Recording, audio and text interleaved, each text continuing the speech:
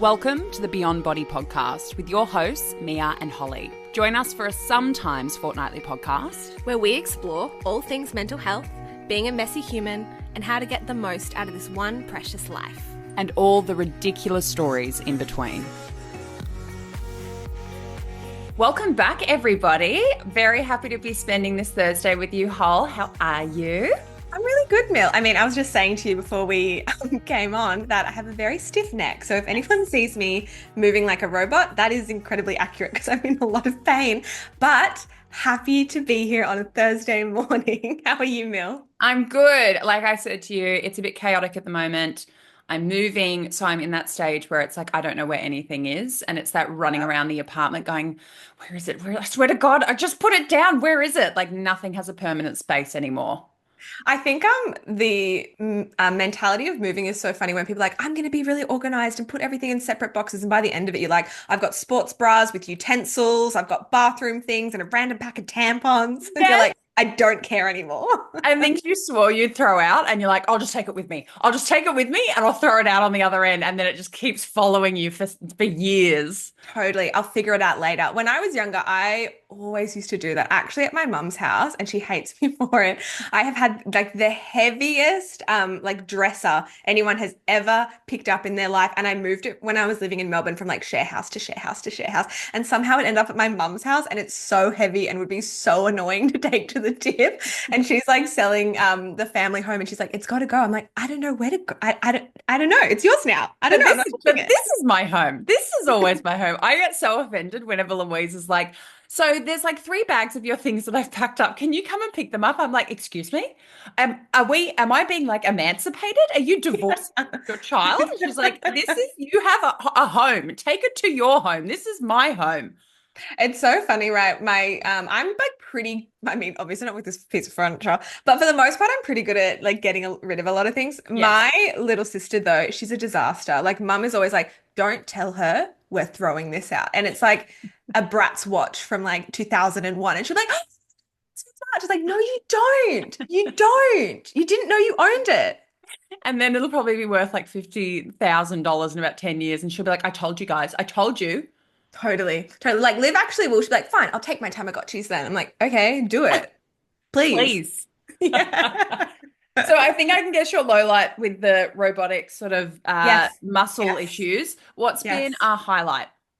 So actually something that's been really filling up my soul cup lately is that there's heaps of writers festivals going on in Australia at the moment. So I've been listening to lots of writers talks online, like a lot of my favorite authors and writers that have in the country doing different talks, because we all have those things that just really bring us back to ourselves and like pull us back in from like, the day-to-day living on the surface level of life.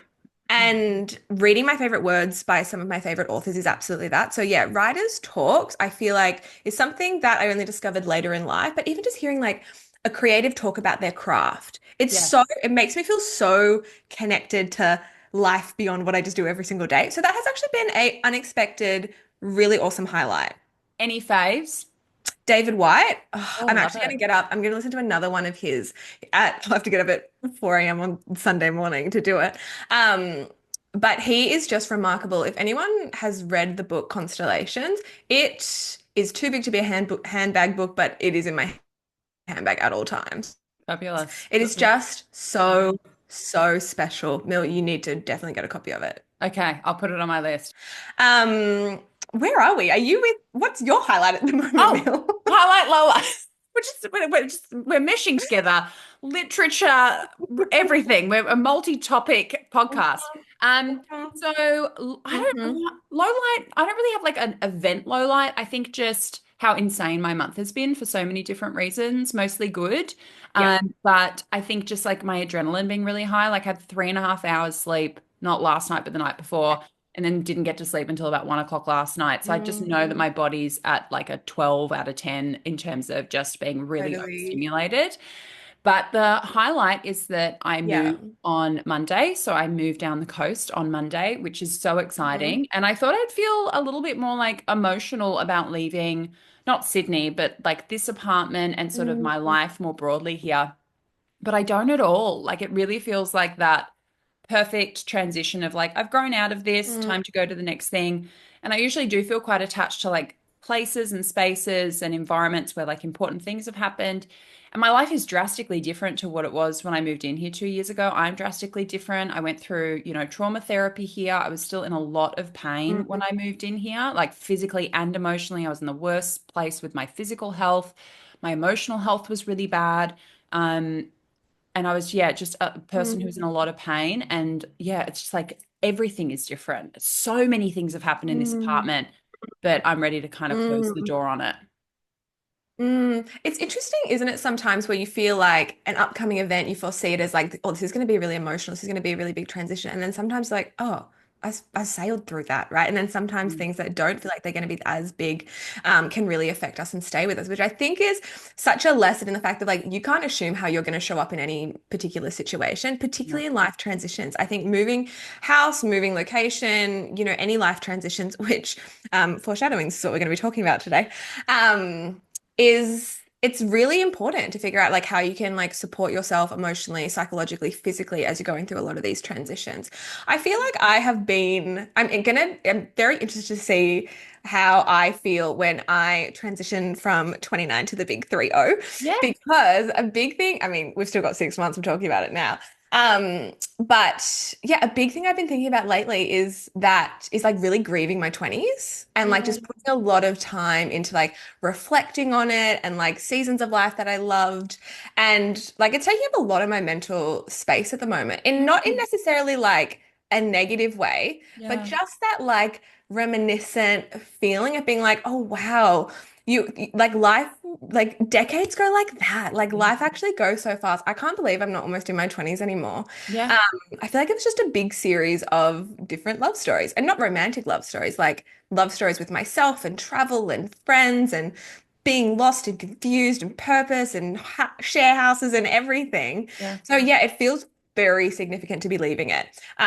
So I'm hoping when I hit that 30 and go through that life transition, I'll be like, yeah, I'm ready. We're moving through calmly. I'm not holding on to a dear life of my 20s. And even if you're not, that's okay too. Everyone, Totally. everyone reacts to those milestones differently. I can just tell you, most people who I know, including myself, it was great. It was one of the best times of my Yeah. life. One of like, it felt like fully settling into self, another level of confidence.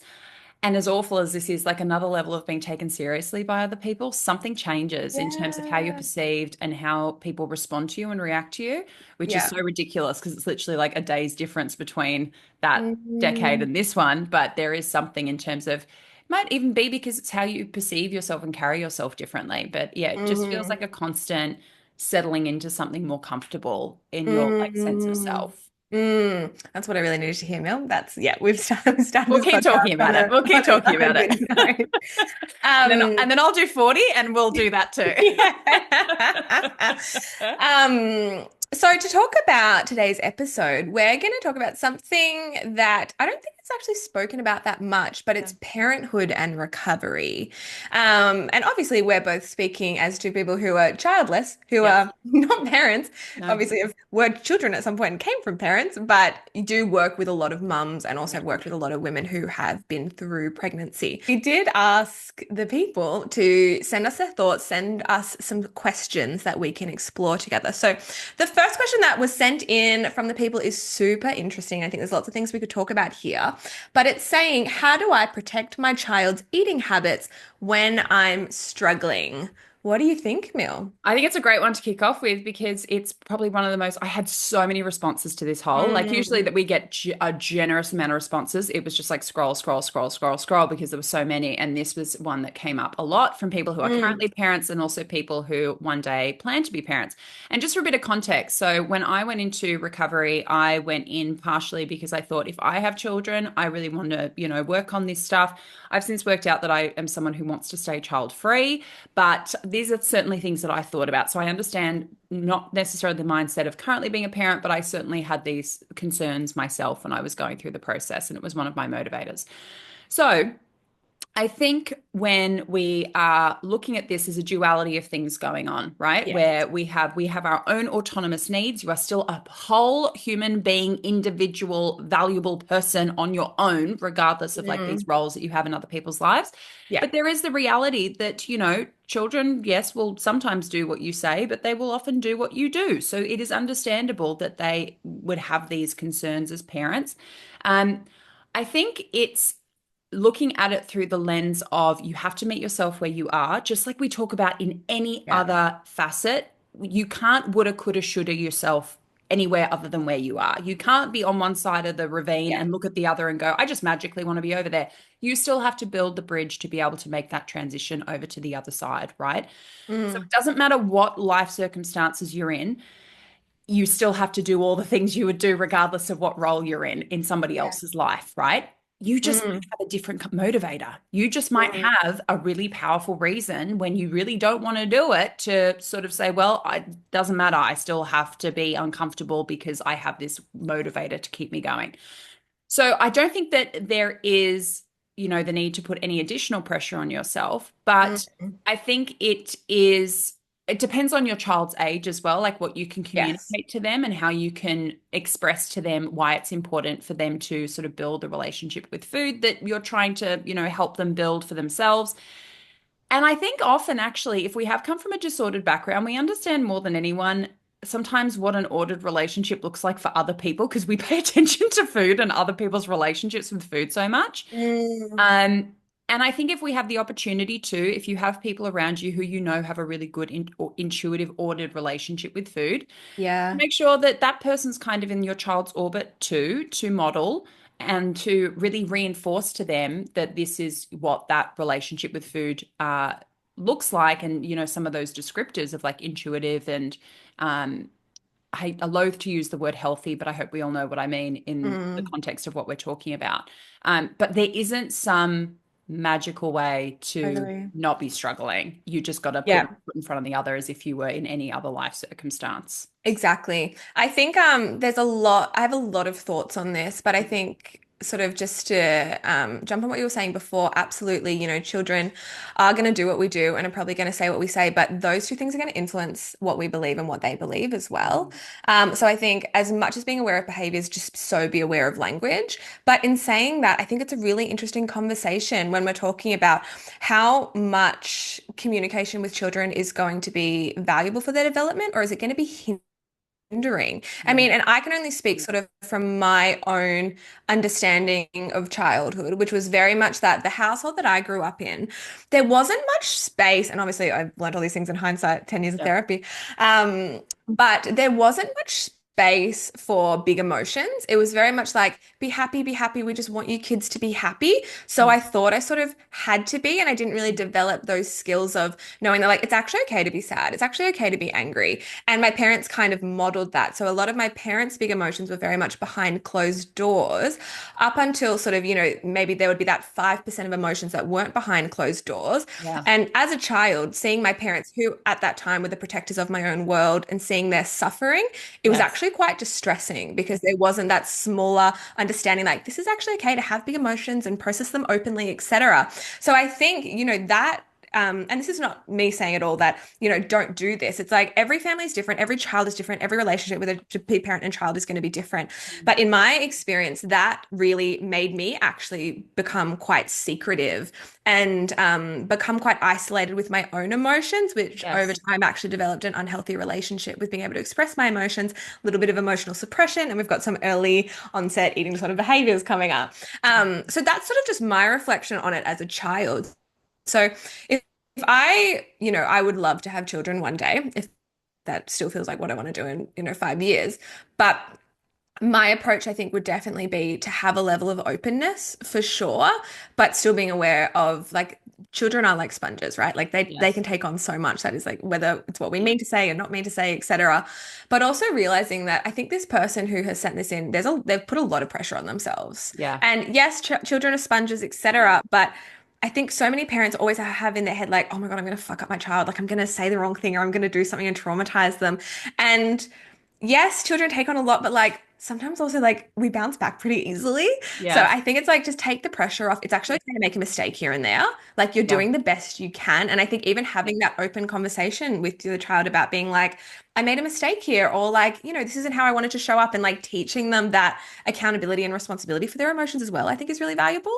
Yes. I think also like the fact that you're even asking the question means that you're Yeah. probably not impacting maybe as much as you think you are. Because like when we saw Yeah. that phenomenon of like the almond mum last year, Yeah. was it last year or the year before, where there was like all those memes going around of, mums who were, from my viewpoint, pretty disordered, like pretty Yeah. disordered stuff with exercise and food. Not that I can diagnose anybody, but people were poking fun at it, like just diety mums. And I was like, a lot of this is just disordered. We're just poking fun at people who are probably really struggling. Um, Mm. but they're people who probably aren't consciously aware of Yes, their impact. absolutely. You are. You're asking the questions. So that's a really good start. Mm. But there just is a reality here that, of course, we make an impression on our kids and they're paying attention to what we do all the time. I think it's about trying to mitigate and minimize impact as much as possible, but the reality is they're taking it in. But your Mm. awareness, like we can't change what we don't acknowledge. We can't acknowledge what we're not aware of. Awareness is here. You're acknowledging it. And now it's about maybe redirecting some stuff. Also, if you do have a treatment team, discuss this with them, please, Yeah. because they'll know intimately more about sort of what your struggle might be and might be able to give you some advice as to how to maybe manage and navigate that. Yeah. Totally, because it is, yeah, it has to again just be so based on the individual and the family and their needs and capacity and the child's age where the person's at in recovery as well. Yes, 100%. Next one's a great one, which I think most parents who are, familiar with these terms would have considered. How do I Mm. safeguard my child from diet culture? So my initial thought on this is that it's not necessarily about safeguarding them because it's actually going to be impossible to avoid it. It's about giving them the skills to be robust and to be resilient against a lot of the noise out there, and also teaching them that there is going to be so much noise in the world, whether it's diet culture or otherwise, but that they actually do get to choose what they want to believe, that they don't have to sort of just absorb everything that's around them. It doesn't have to be fact to them if it doesn't feel like that's what they. So I think it's not necessarily about safeguarding them from it. It's about actually developing the skills with them, Mm. how they're going to support themselves through a lot of the noise and beliefs and bodies and just everything that's out there around this. Yes. And I think it's teaching them agency. And again, yeah, it depends on age, but Yeah. teaching them agency, like making them literate in this area. I don't think it's ever too early to start talking about some of this stuff and to Yeah. start, modeling Mm. language and just, understandings of this, even just like this area. And to be that when they can't have agency or they can't advocate for themselves, there's obviously going to be things like lunchbox policing happens at school a lot these days. I hear about that a lot from my mama friends with, Mm. schools which are monitoring what's in lunchboxes and using terminology and even talking about dieting in front of kids. The older your kids get, the more they get exposed to new layers of the Mm. world and, new people and new experiences. So you can do what you can at home, but as you say, it's then about actually just equipping them with the literacy and the ability to sort of know what they're seeing and know what they're interacting with. And to encourage, obviously, those open conversations as well. If they do hear something or a girlfriend of mine who has just had her daughter start school, it's only been a couple of weeks. She's already coming home asking some of these questions, like about healthy food, unhealthy food. For those Mm. listening, I'm putting quotation marks around those words because I think we all know that we might have different understandings to Mhm. the diet culture understanding. Um, and they're just having an open dialogue about it as per like what is appropriate for a 5-year-old. But I really don't think it's ever too early to be encouraging these kinds of conversations from a place of curiosity and, Mm. yeah, just being able Mm. to Yeah. explore it and allowing them to explore, Mm. yeah, that curiosity without, no one has to panic here. No one has to panic. It's not going to be avoidable. It's like Yeah. even when I have clients who are like, but Mia, I'm going to recover and then I'm going to be surrounded by diet culture stuff. And I'm like, yeah, but it's not going to impact you as much as you think it's going to because you'll be able to see it for what it is. Um, so to have that Mm. opportunity to grow up in a household with that understanding and with that kind of gentle education could be like that could be life changing for the next generation. It's probably going to be like we're watching the first generation of kids growing up who have this understanding of these Yeah. words and what it all means. Like I would have given anything to have that as an option growing up. Mm. It's very interesting, right, to think about like what is, the dominant relationship a child's going to have with food in 10 years' time from now. Because yes, even, since we were young, obviously there was diet culture in different forms, etc. So the kids now, they obviously have access to social media and YouTube and all these really scary things at a much earlier age. But also I feel like there are and parents as well. Hopefully also a lot of schools are actually more checked into this stuff as well. So it will be very interesting to sort of see how things kind of unfold in the next 10 years or so. Like, hopefully, there is just so much more awareness of how dangerous eating disorders are, of how dangerous some of this language is, Yeah. that people feel like they actually have the skills that we didn't have at the time because we lacked the information. And well, some of them are and some of them aren't. Like they're still weighing kids in schools. They're like there's a Yeah. lot of lunchbox policing that goes Yeah, on. that's Then you've insane. nuts. Then you've got schools who are doing like the Butterfly Body Bright programs, which are fantastic, particularly for some of this like Yeah. language, but also, some of the body image stuff, the diet culture stuff, being body kind, which is such a, gorgeous term. Um, so I think it's also about familiarizing yourself with like the environments that your kid is in and just being aware, right? Of like what Yeah. does your kid's school encourage programs like that? Is there a lot of lunchbox policing? Um, is Yeah. that a recommendation you can make at the school? Are there resources that you could introduce to that environment? Like, can you actually be an agent of change there versus like Yeah. feeling like you're having to react to everything? Yeah, absolutely. Because I think it can feel almost like I think some parents probably have that experience of being like, oh, this is hopeless. And it's not hopeless, it's just about being clever about how you can best educate your child. So the next question that we had sent in is how do I deal with the sadness of not being fully present in those special moments that I can't get back? I think this is something that a lot of people experience in recovery, whether it's in the context of raising children or not, but just this whole idea of missed time, lost time. What's that Taylor Swift like song lyric? And she I'll says, probably know it. surely you know something about love's never lost when perspective is earned, right? I think for this person, anyone in a sort of similar situation, it's so important just to hold space for that sadness and acknowledge that you were probably doing the best that you could at the time and let that, heavy emotional experience actually inform change as opposed to it informing getting stuck in repeated patterning of shame. Because we actually all make mistakes. And I don't necessarily think that it's like I wouldn't even sort of label it as mistakes. I just think it was like it had to be part of your journey. It was part of your process, and that's it just is what it is. I Yeah. think some of those emotions of regret and anger, they're so heavy. And I'm not saying like just totally forget about them forever, but I do think it is useful to just put them down, even just for a little while, so you have space to see the world that's in front of you now and relish in this new season. Yes. Because you actually may never be completely free of that sadness, and that's actually okay. It doesn't mean that you can't create new experiences that are going to trigger more positive emotion that over time actually will take up more space than the sadness did. What are your thoughts, Mel? I totally agree. And I think here's a reality. It's why I hate Yeah. people. I don't hate the people. I just hate hearing.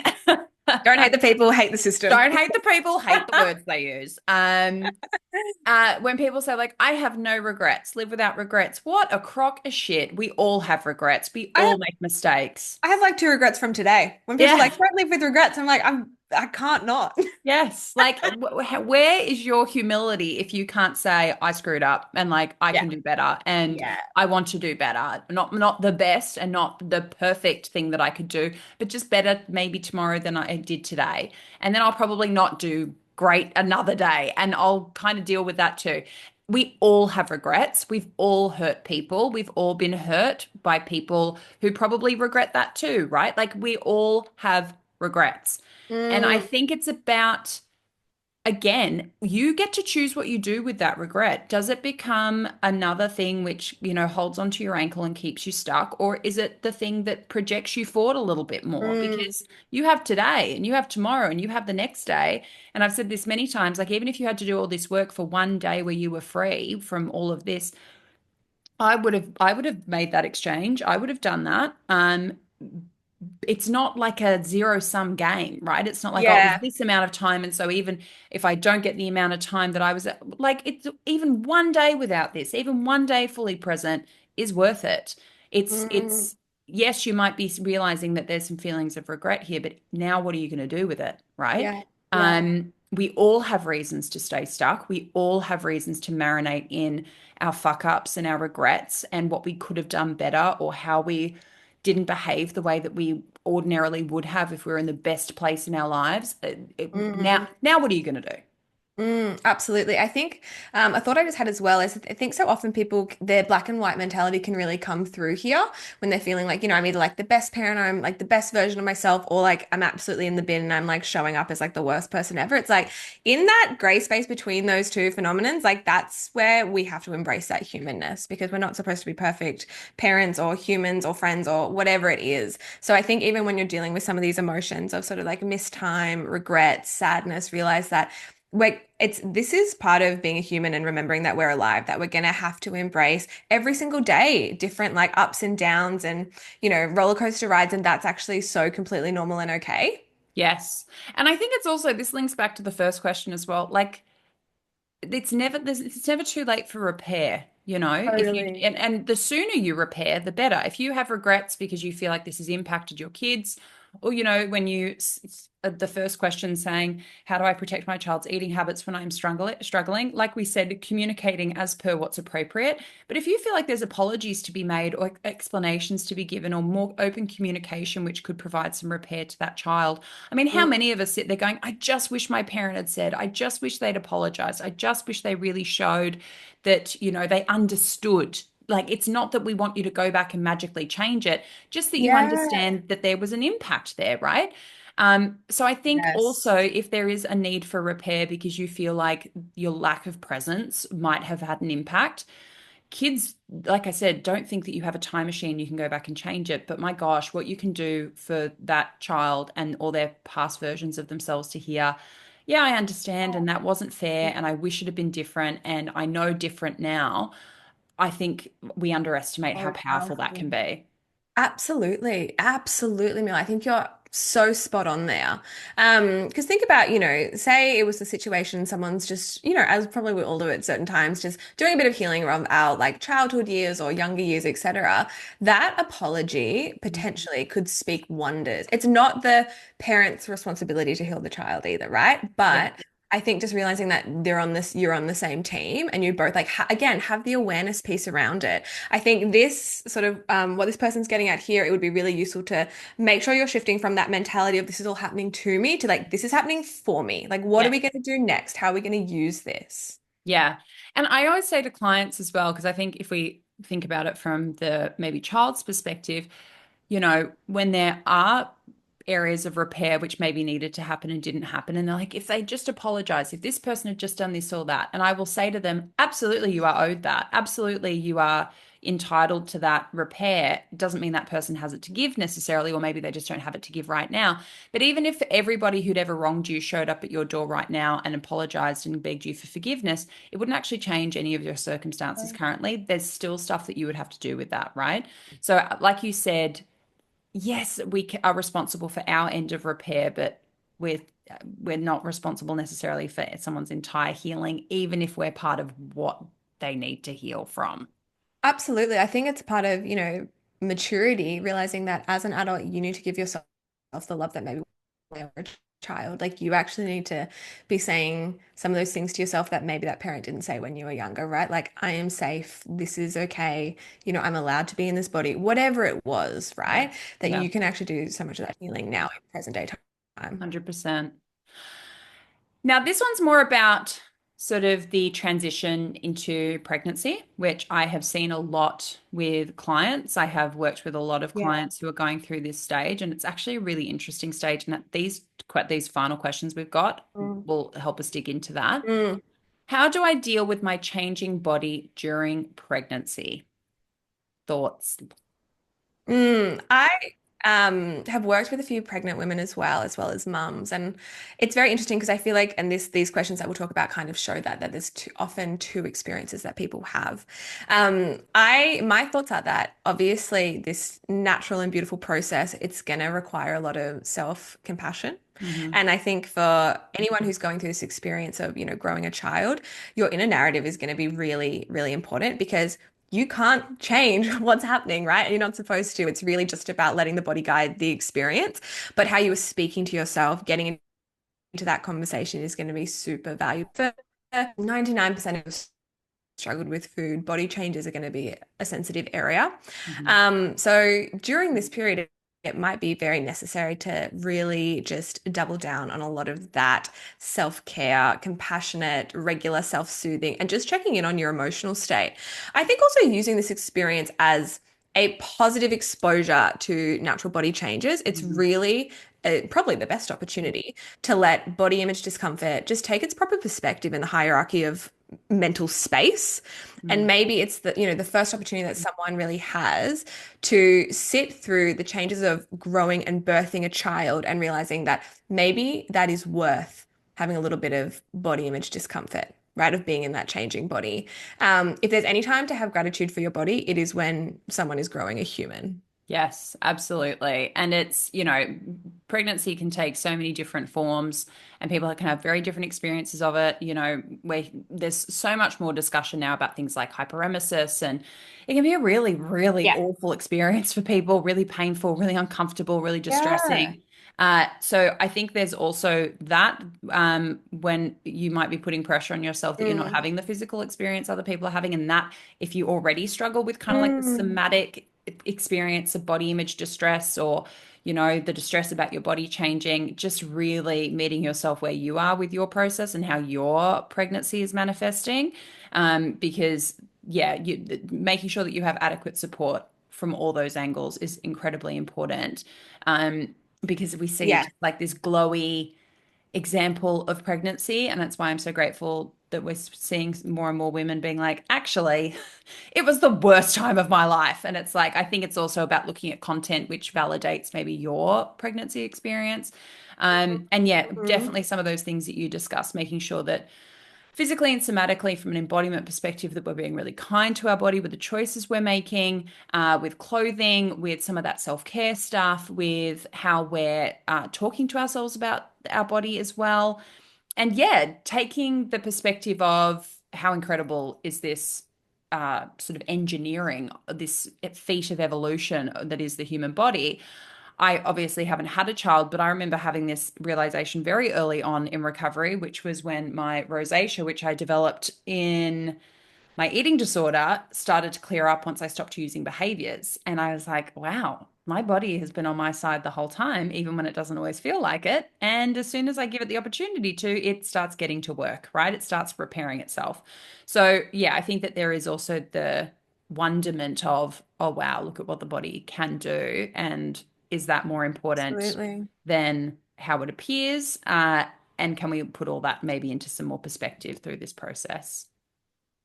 Absolutely. I think you're spot on there. And just that whole idea of like work with, not against your body. If you've had a disordered relationship with food and your body is now at the stage where it can grow a child, Mm. that is amazing. That is so miraculous. The female body is just incredible. So through that experience, like you're saying, meet yourself where you're at. This could be the opportunity to really shift to working with, not against your body, because your body is not a problem. How it's changing is not a problem.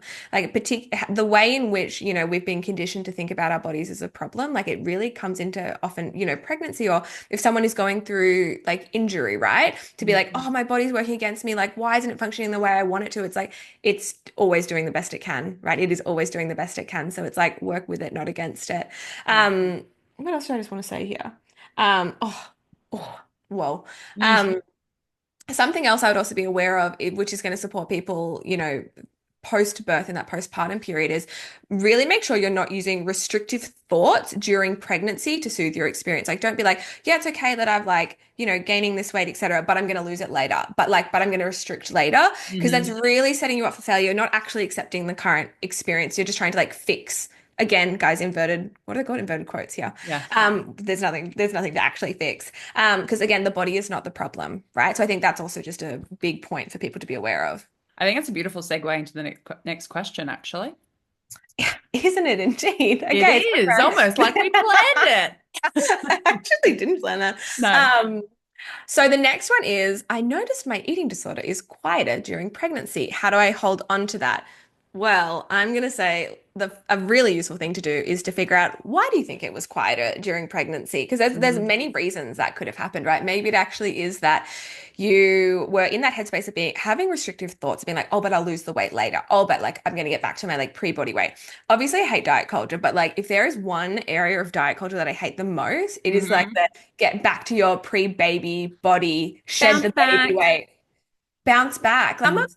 the diet culture stuff that I've seen for, this postpartum period is actually disgraceful. You would seriously think that some of the diets that these women are on, they're trying to get back to their own birth weight. Yeah. Like it is so inappropriate for someone who is like breastfeeding, who has just gone through such a physically, traumatic experience, right? Because And birth is mentally. so intense on the body.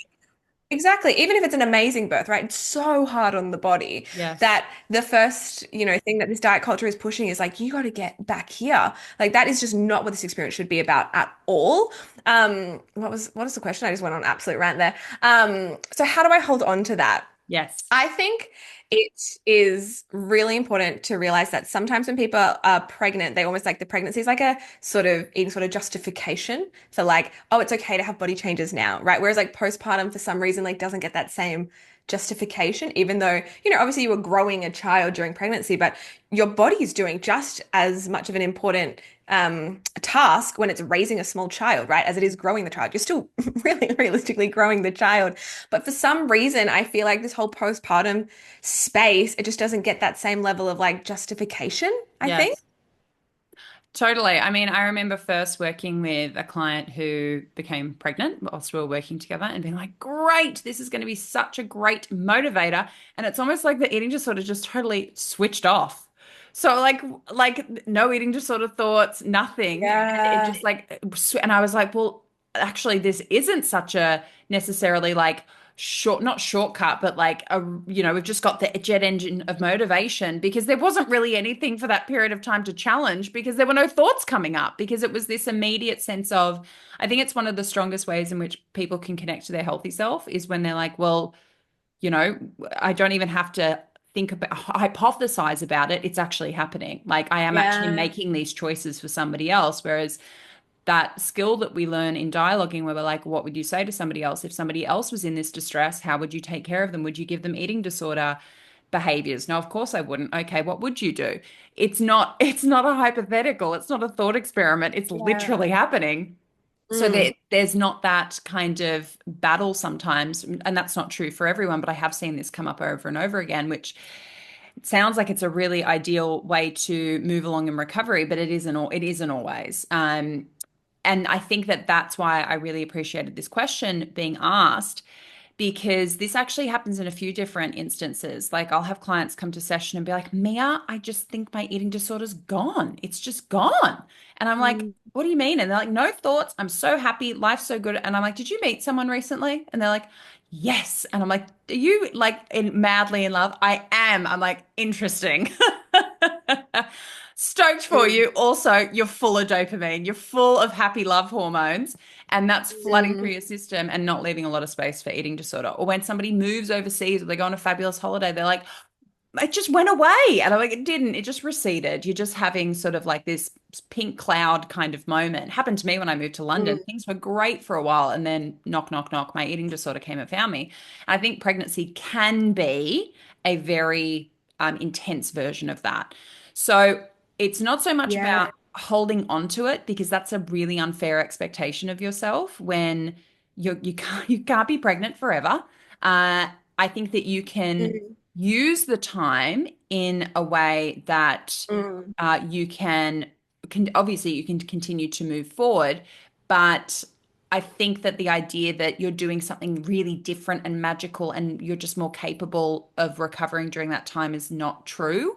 It's just a Mm. very strong, immediate don't even have to think about it motivator to do just what you probably, not everyone, but a lot of people instinctively feel driven to do.